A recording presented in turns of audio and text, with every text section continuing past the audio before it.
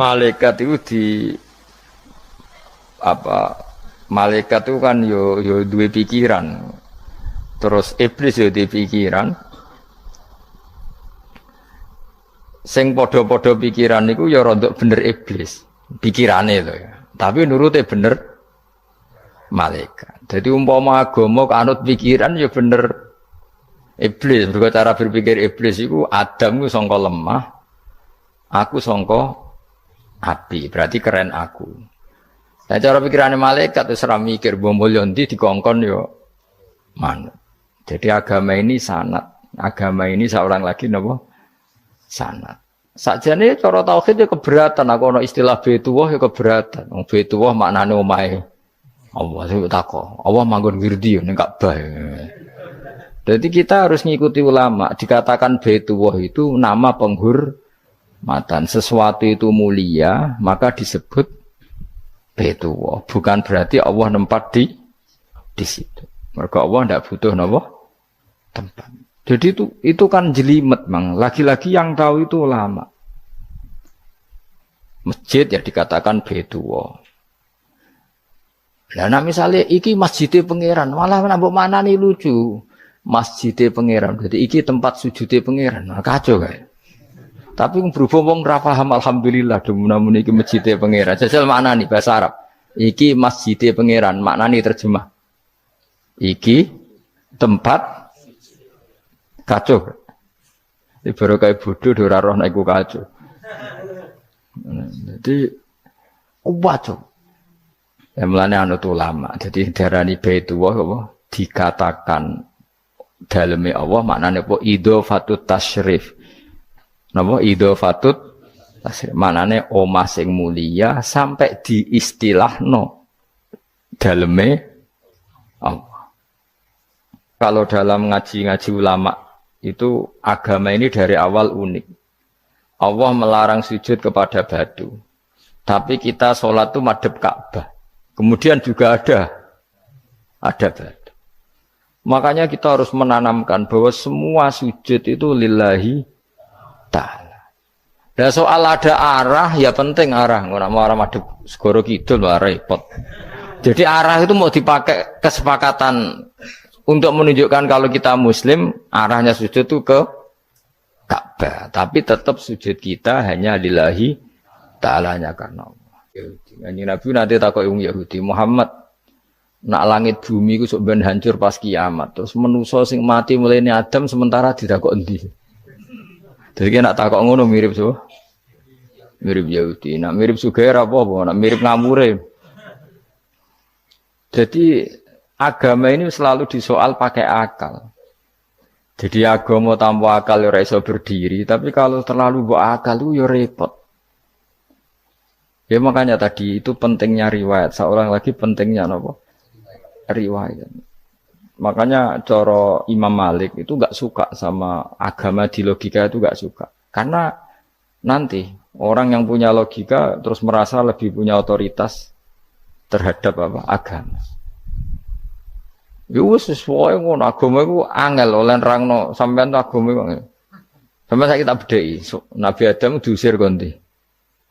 Swarga. Terus swargane Nabi Adam saiki didakoni. Mergo swarga iku luase sak langit bumi. Lah nek iku saiki didakoni ndi wong. Swarga lebih luas ketimbang langit. Kan enggak mungkin sesuatu yang luas diletakkan di yang sempit. So, akhirnya Mu'tazilah gak percaya anane swarga zaman Nabi Adam. Jadi swarga sing cerita Adam itu tidak sama dengan surga yang nanti arduhas samawati wal ard. Jare ahli sunnah ya sono. Lah ning ndi wis ra roh pokoke ono. Ya itu kan sama-sama terus diterusno wong debat. Ya sudah guys. Nak cara aku wis mlebu sik kok gampang nerangno nek wis bar roh. Secara teori kan gitu, ora roh kok nerangno ya sakwise. Bro. Ya sudah, sampean bu swarga wae lagi apa? Lagi nerangno. Pas aku nerangno kowe ra ning swarga, ya ora ketemu. Wis kono enak nang cangkem elek ngono wis aku ben nerangno kowe ra ning kono. Ya wis akhire gak. Apa cocokan sampean? Aku tak nerangno swarga lah sing kono ben nerangno neraka. perkara neraka. Agama itu unik. Ya karena tadi apa ya? Dari awal agama ini di kaum yakilun, tapi akal yang berlebihan itu ya mengganggu agama. Ya sudah, makanya saya ulang lagi itu riwayat ya. Sebagian ini apa? Riwayat. Inna hadzal ilma dinun fangzuru amman ta'khuduna dinakum. Agama ini ilmu, kemudian kamu harus dari sanad yang benar, ya. Dari sanad yang apa? Dari sanad yang benar. Ya sudah seperti itu. Mana itu kalau setuju model kayak sholat sunat safar tidak harus madhep kiblat terus. Jadi agama ini sudah unik. Misalnya gini ya, sholat fardu kan wajib kiblat, tapi ada sholat yang nggak usah madhep kiblat, yaitu sunat safar. Misalnya orang di pesawat gini-gini. Karena guling-gilingan, hakikatnya kiblat itu tidak fokus kita namun Allah Subhanahu wa Ta'ala. Jadi memang agama, tapi lagi-lagi itu butuh riwayat. Seorang lagi butuh riwayat. Kalau nggak pakai riwayat terus kok Abu Nawas kabeh. Karena tadi Amerika, seorang lagi Amerika, itu kalau dibor pas New York itu kena Ka'bah. Lah logikanya kalau arahnya pas itu kan bebas arah. Berarti orang Amerika oleh sholat bebas. Tidak bisa seperti itu, ya tetap anut konsensus ulama sana atau tradisi sana, kiblat itu ngambil arah mana. Karena dia pas. Ya bumi yang ada arah itu secara akal kan hanya rubuk 1/4. Makanya kalau kamu belajar falak itu ada rubuk. Lainnya itu sudah tidak ada arah. Misalnya bumi bulat bola, yang sama atas dikatakan sama-sama di atas. Ya kadarnya hanya 1/4. Lainnya itu sudah dikatakan samping. Makanya seperti Denmark, itu ada daerah yang siang itu sampai 3 bulan, entah berapa siklus sekian puluh tahun. Ada yang lebih lama siangnya, sampai 18 jam. Kalau di Eropa kadang puasa itu sampai 18 jam. Ada yang selalu nggak kena matahari, kayak kutub utara, kutub selatan. Nah makanya kalau misalnya sholat itu ngikuti apa? Kalau ngikuti matahari orang kutub sholatnya hanya maghrib, isya, subuh. Gak wajib poso orang tahu ono rino misalnya. Ya tidak bisa seperti itu. Jadi kalau nuruti logika kan terus berdebat terus.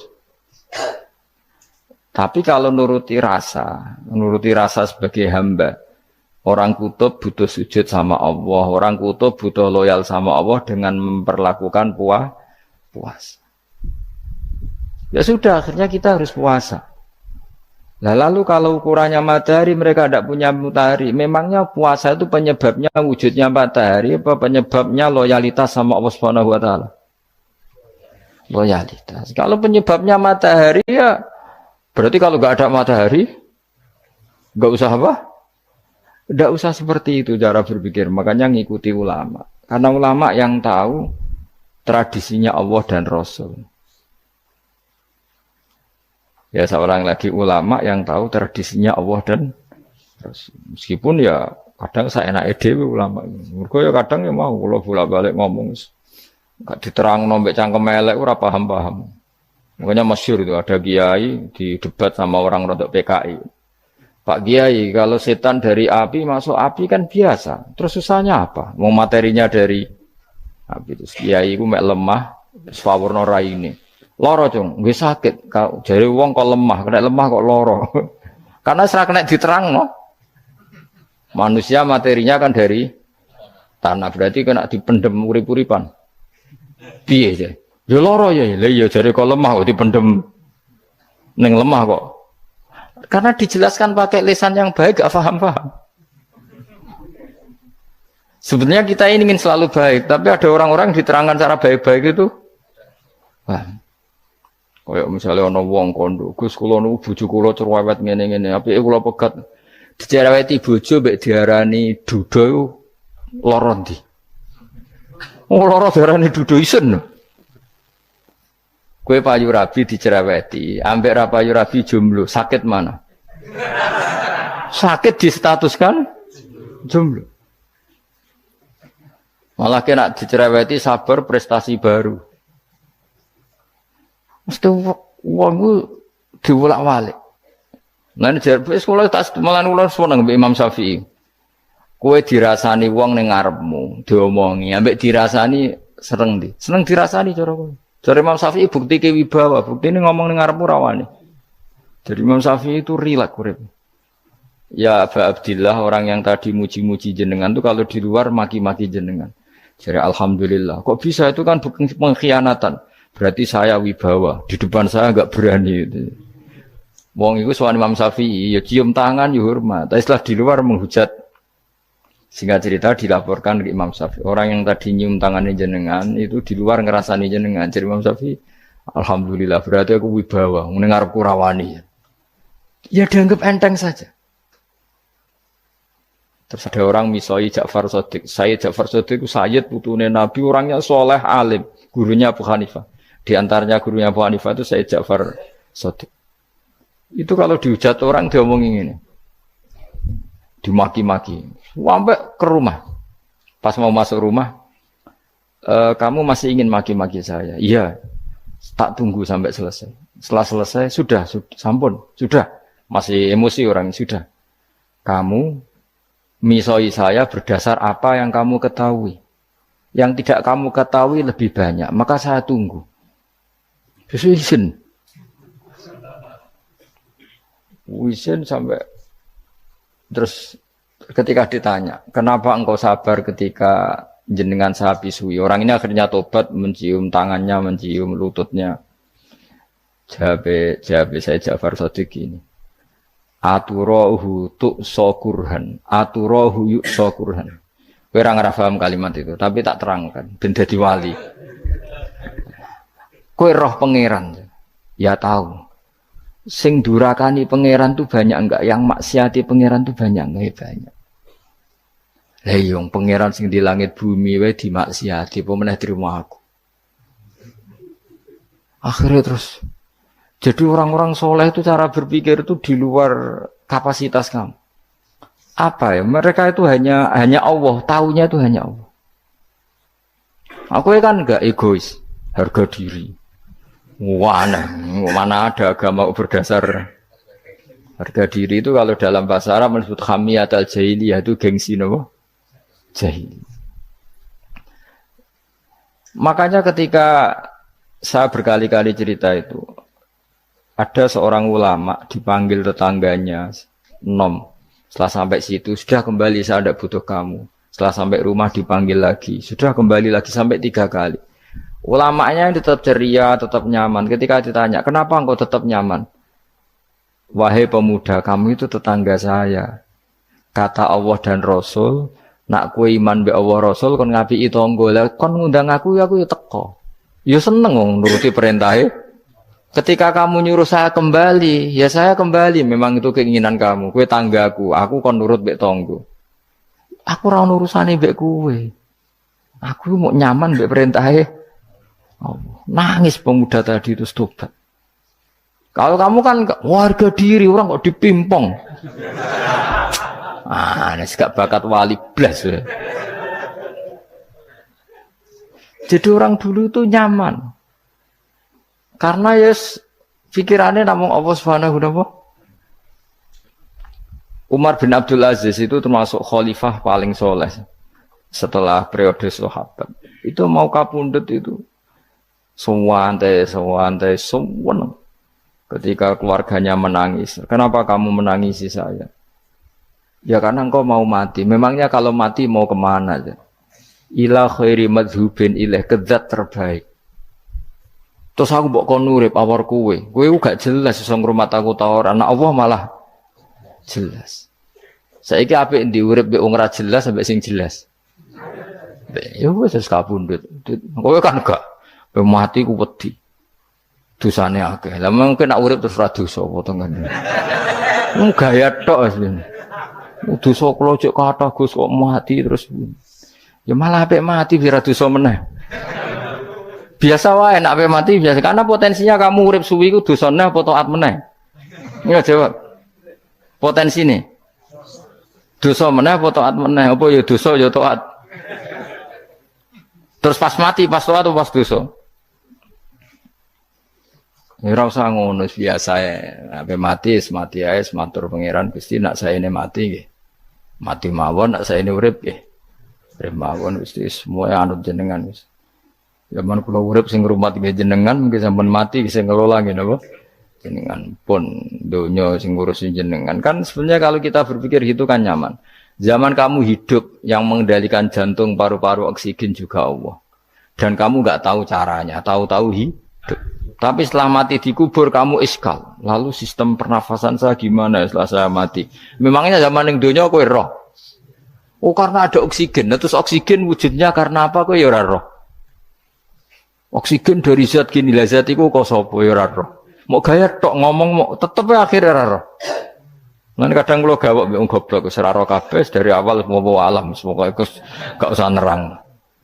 Nah, artinya gini, kalau zaman di dunia kamu tidak bisa mengelola diri kamu sendiri, juga sama setelah mati tidak bisa mengelola diri kamu sendiri. Semua itu al-amru biyadil, semua itu dalam kekuasaan Allah Subhanahu wa ta'ala. Ya sudah, alaihi tawakkaltu wa ilaihi unib. Ya sudah, kita pasrah saja dan kita hanya kembali kepada Allah Subhanahu wa ta'ala. Ya sudah, itu agama. Tapi nak bawa logika pakai akal. Wah itu orang mati itu sudah nggak bisa apa-apa, sudah jadi tanah gini-gini. Ya, masalah catekar yang ngerti, nah, jadi tanah itu tidak bisa apa-apa. Tapi masalahnya kita ini dikendalikan oleh zat yang bisa mengelola semua. Yaitu Nabi Adam diciptakan juga dari tanah. Ya sudah hanya berdasar riwayat itu yang kita akhirnya meyakini setelah kita mati juga bisa hidup lagi. Iki rasa khawatir, iblis itu ya dhaif, iblis ya lemah. Nyatane ya kowe tetep ngaji jalalan. Berarti ora sukses menyesatkan. Kondang di kowe iblis. Ya kondang sampean, kon ra ngaji tetep ngaji. Kon paham tetep ora paham. Berarti iblis itu enggak keren loh. Betul, saya setiap melihat orang sholat itu menyaksikan kekalahan apa? Iblis. Jadi iblis itu ya kalah orang kok hebat ya ora. Biasa mawon, ora usah sing hebat ya namung pangeran. Dari awal iblis wis menyerah ngadepi orang sing ikhlas. Ikhlas itu dimulai dari awal. Cara bahasa Inggris pokoke hilir sampai hulu sampai hilir kudu ikhlas kabeh. Misale ke dhuwit, yakin nek iku wae Allah. Sehingga kita ketika ngasihkan orang itu kamu enggak merasa itu milik kamu. Sehingga enggak gampang ngundat. Selagi itu kamu benar keduanya awalnya salah itu masih mungkin tidak ikhlas. Uang ini milik saya, tak kasihkan kamu dengan ikhlas. Kalimat milik saya ini menjadikan suatu saat kamu jadi undat-undat karena milik saya. Tapi kalau ikhlasnya dari depan, uang ini milik Allah, ilmunya bahak milik Allah. Terus tak kasihkan kamu juga hambanya. Dari awal kan merasa lah saya tidak punya apa-apa.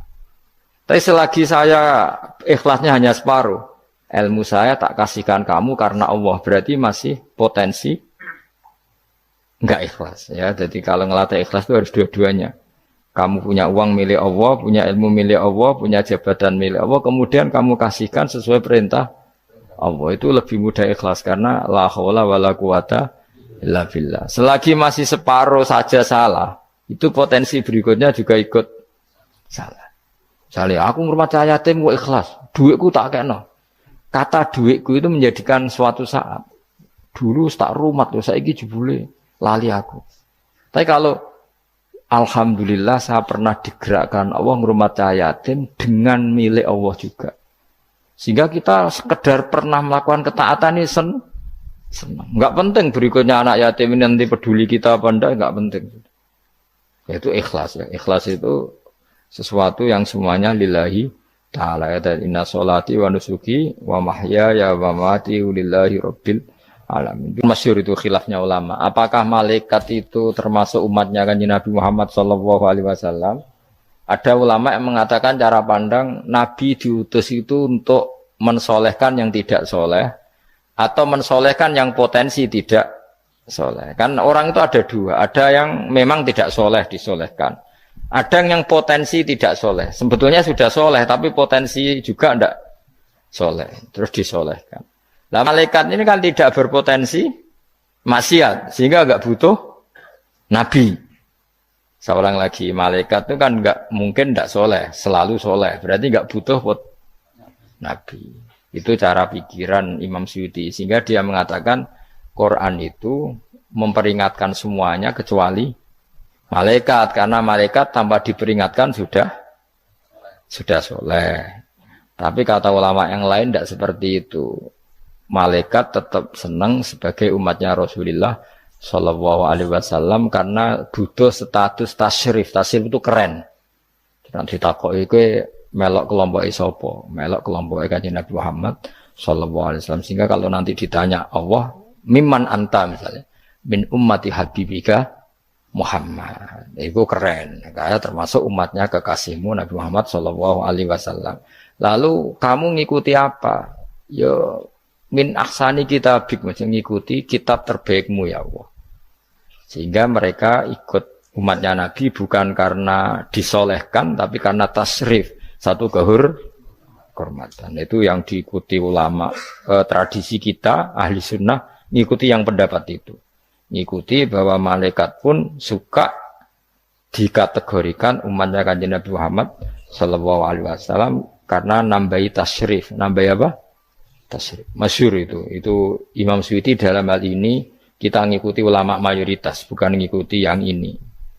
Masyhur kan Jibril ditanya, kan itu ketika Jibril ketemu Nabi Muhammad ditanya, untungnya apa kamu jadi safir? Safir itu kira-kira terjemahan bebasnya panitia saya.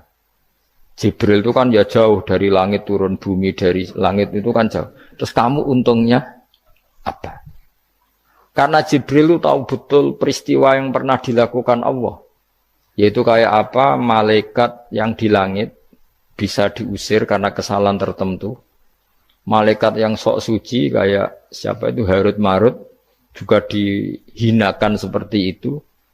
Dan Jibril tahu betul Allah itu yaf'alu ma yasha. Jadi yang sekarang malaikat bisa saja jadi pokoknya tahu betul Allah bisa melakukan apa saja. Karena Jibril tahu betul Allah, karena dia ketua malaikat. Kan kita tahu misalnya ada sejarah siapa? Harut Marut, dari malaikat menjadi hina seperti itu. Terus Jibril akhirnya tanya, ya sudah, Jibril punya apa? Terus ditanya Nabi, kamu untungnya apa setelah jadi safir saya, jadi panitia yang ngurusi wahyu. Terus kata malaikat Jibril, saya tidak pernah merasa aman, apakah saya selalu dalam posisi ini, posisi terhormat, kecuali setelah menjadi safir, menjadi pelayan kamu, ketika aku distatuskan oleh Allah, apa itu, innahu laqaulu rasulin karim dzi quwwatin indadil arsy makin muta'in tamma amin. Terus ganti fa amin tu ba'du, baru setelah itu saya merasa aman, bahwa posisi saya aman, karena Quran itu abadi ila yaumil qiyamah ila mala mi'adalah, pokoknya Quran itu abadi, dan di Quran itu saya distatuskan muta'in sama amin. Berarti saya merasa aman, tidak akan dirubah kestatusan saya malaikat semenjak saya jadi safirmu. Intinya Jibril juga mendapat kehormatan karena ngitmai Quran. Paham ya? Makanya kita di sini mengatakan ini pendapat Imam Suyuti, tapi hampir semua ulama berpendapat apa? Malaikat pun ikut mendapat berkahnya Kanjeng Nabi Muhammad Shallallahu Alaihi Wasallam. Jenenge apa? Berkah tasrif, apa berkah apa? Tasrif. Jadi punya status kehormatan. Nah, yang dikatakan Imam Suyuti itu murni logika. Murni logika tadi, yang namanya Quran itu memberi peringatan supaya enggak soleh menjadi soleh, dan malaikat tidak butuh itu karena sudah selalu soleh ya. Jadi itu logika saja, tapi kita berkeyakinan malaikat pun butuh, tapi untuk kehormatan.